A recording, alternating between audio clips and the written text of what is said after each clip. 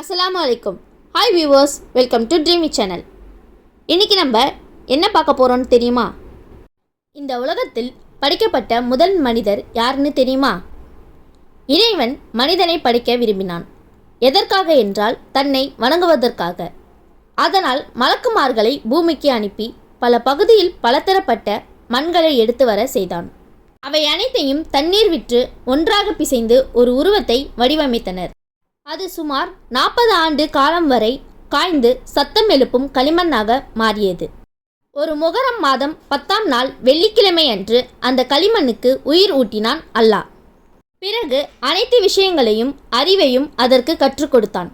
களிமண்ணால் படைக்கப்பட்ட அந்த மனித உருவத்திற்கு அல்லாஹ் ஆதாம் என்று அழகிய பெயரை சூட்டினான். பிறகு வானவர்களை அதற்கு சஜிதா செய்ய சொன்னான். வானவர்களும் சஜிதா செய்தார்கள். ஆனால் இப்லீஸ் மட்டும் சஜிதா செய்ய மறுத்துவிட்டான்.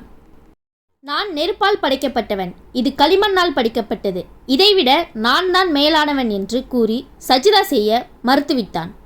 இந்த மாதிரி வீடியோஸ் வேணும்னா ட்ரீமி சேனலை லைக் பண்ணுங்கள், ஷேர் பண்ணுங்கள், சப்ஸ்கிரைப் பண்ணிடுங்க. Thank you viewers.